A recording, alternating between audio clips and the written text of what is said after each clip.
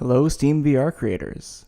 I'm going to be showing you how to get assets like this from Sketchfab into VR using Blender and the Hammer editor. When I first started doing this, there were not a lot of great resources, so I decided to make a quick tutorial.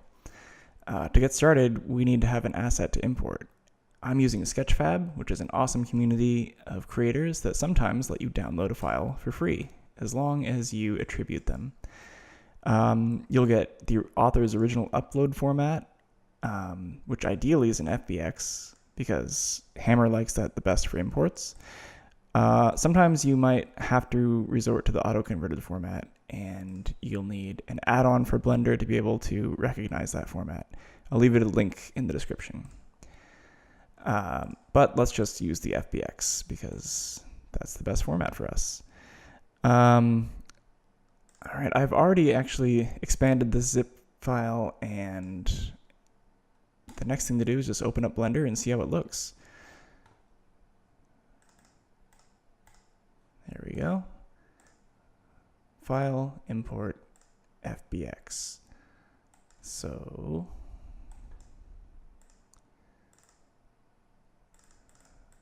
ship,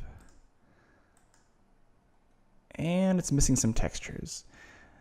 This is what you're going to see almost every time you get a file off of Sketchfab. It's going to require some cleanup. Let's see what else we got. We have multiple parts. Ideally, we're going to combine these into one. So select all, Control J, and you've got one file now.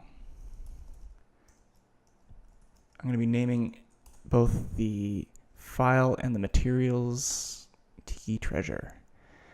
So let's go through and see what needs to be hooked up. There's some extraneous stuff. There's a rug. Oh, sure enough, that's pink. So go into the textures. You can see it's looking for a TGA file. I'm fairly sure there weren't any TGA files there, so rug, yeah, PNG is what the download came with.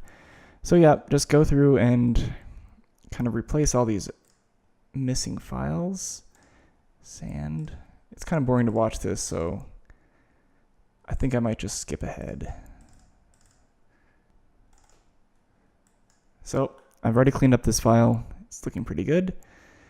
The next thing you want to do is export this as an FBX. There we go. And it's ready to be used in the workshop. So I've already got SteamVR open. Go to workshop, create modify environment. I'm going to be creating an empty one called Tiki Tutorial. Great. Launch it.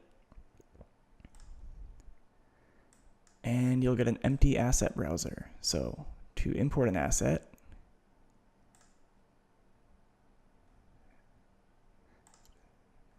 follow along on the screen. I think this was in downloads. FBX. Yep, we'll need to create a new directory. So in this dialog, we need to create a new folder.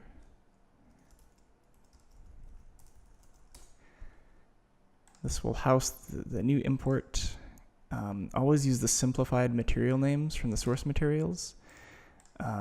Later when we re-export this, it'll have a one-to-one match. Don't worry about collisions for now. We're going to generate those later. And don't worry about converting either. The scale we're going to get to be exact through a different method. And sometimes this crashes and hangs, so I might have to come back in a second. Yeah, great.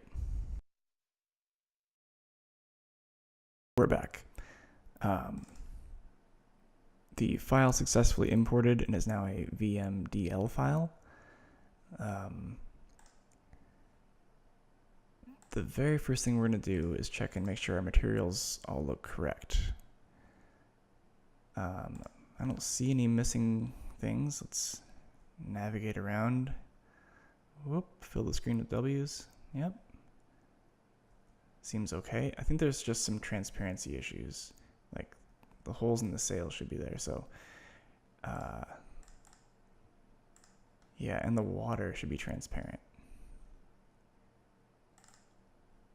So if we're ever missing anything, like alphas usually don't come through, go into the material editor and tick the material that's missing, and it should be right about here.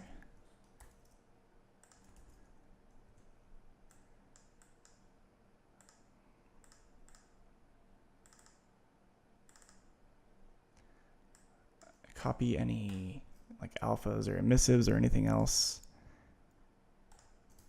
that didn't make it through into the actual game folder. And it's looking for the wrong type, so change it to all images, and there it is, water alpha. I actually think this is translucent, so there we go. Yep. Save that and come back to, yeah, now the water is see-through. Okay. There's a few others. I'm just going to run through them and skip ahead. Okay. All the alpha channels have been applied. Now, let's get it inside of a map and see if the scale's right. So, let's open up the Hammer editor. It should be completely empty at first. You have to actually create a new map, and now you have this beautiful grid. On this grid, you can just drag and drop from the asset browser and place it. I like to make the first thing I put dead center, so I'm going to zero out all of the, all of the coordinates. Okay.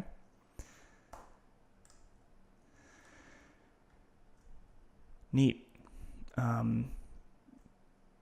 This is one of two things you need to run in VR. The other is an entity called info player start. So select that, click anywhere, and you'll see a little man. I'd like him to rotate to face the shop. Change the grid snapping to 1 so you can place them more exactly. And there you go. That's where you're going to be. The scale is actually perfect, which is unusual. Most of the times you're going to have to adjust it. So I'm going to pretend that this scale is slightly off. Let's say we wanted to make it 0.9, or yeah.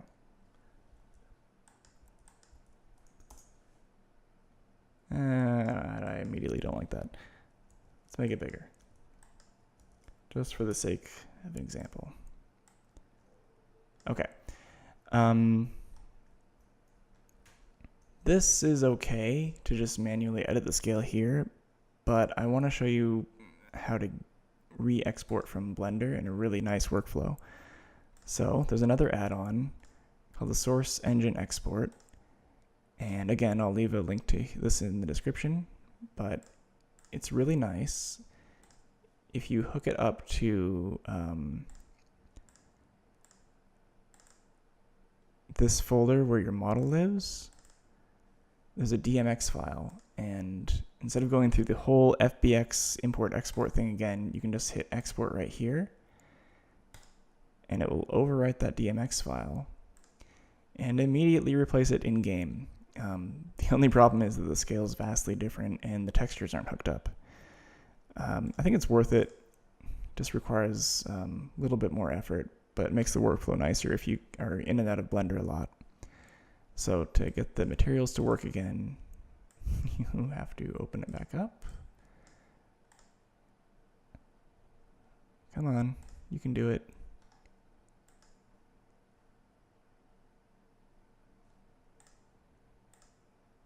Oh, okay. Yep, bunch of errors. You just have to manually type in this material search path.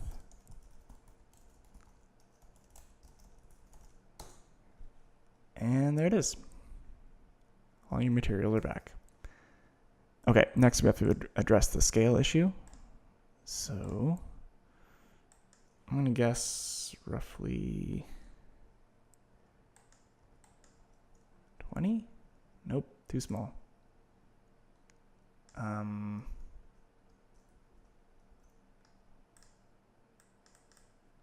Oops. Maybe double that size, so let's say 40.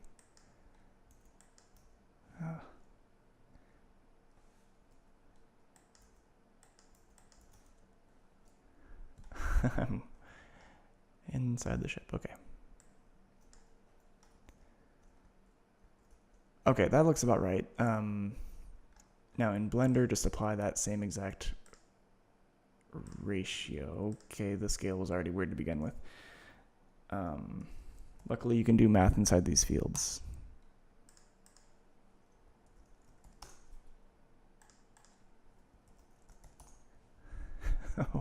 Okay. The other common problem is the origin is all messed up. So let's find a spot on the model that looks like a good origin.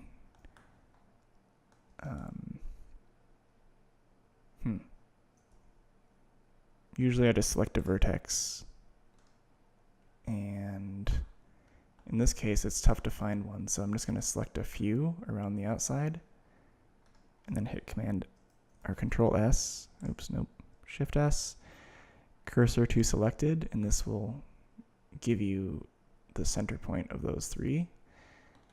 And then out of edit mode, go to Object, Transform, Origin to 3D Cursor.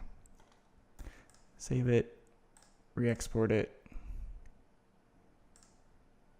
and the scale is going to be gigantic here, so put it back to 1, and there we go. Looks good. Okay, we have a really obnoxious grid interfering with the water, so I think there's a way to turn that off. Yeah, show 3D grid off. This is the way I usually work. All right, rotate this guy. Cool. Oh yeah, I haven't saved this map yet. Great. This would be enough to get you started, but I want to show you a little bit about lighting, because why not? So in the entities, search for light. I'll put an Omni and attach it to this lantern here. I think the color ought to be a little bit more orange, so I'll select that. You notice that the light now, the entire scene is only being lit by this Omni light, so we need a sun. Nope. I mean a light environment. There we go. That's our little sun. Whoa, I placed it really far away.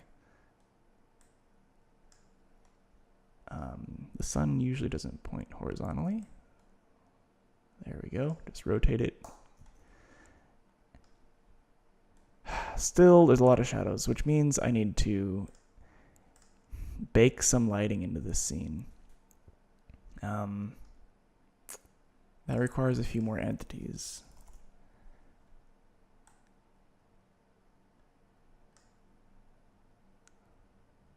So a combined light probe would be relevant.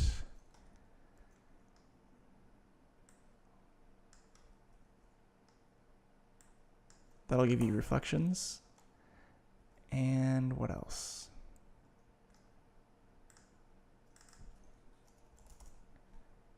A light importance volume. So these two things you're going to want in pretty much everything you make. And the bounds should roughly encompass the entirety of your map. So that's kind of hard to do from the 3D view. I'm going to go into the top down, center it, and then expand the edges. There we go.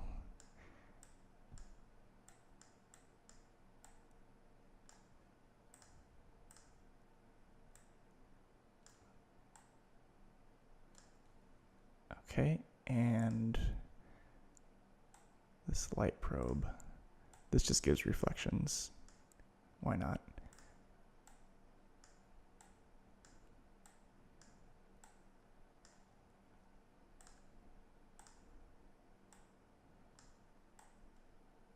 All right. Again, there's going to be harsh shadows until we actually bake the lighting. So I'll let it run through this. And I'll probably skip forward in the video.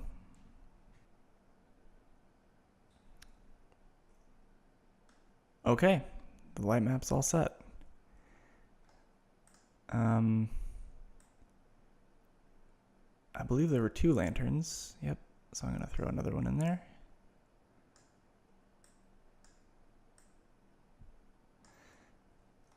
That's about it for lighting. Go ahead and experiment with all the different light things you can find in the entities.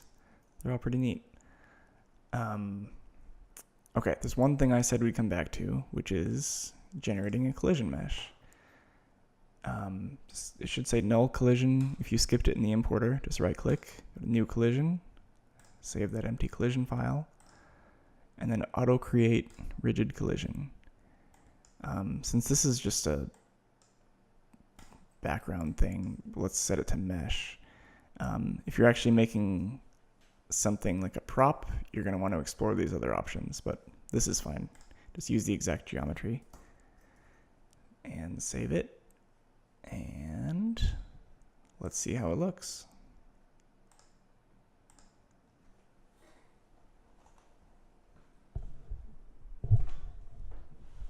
Nice.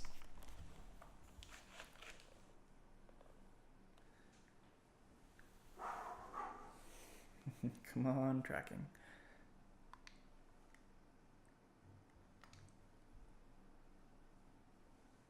Cool.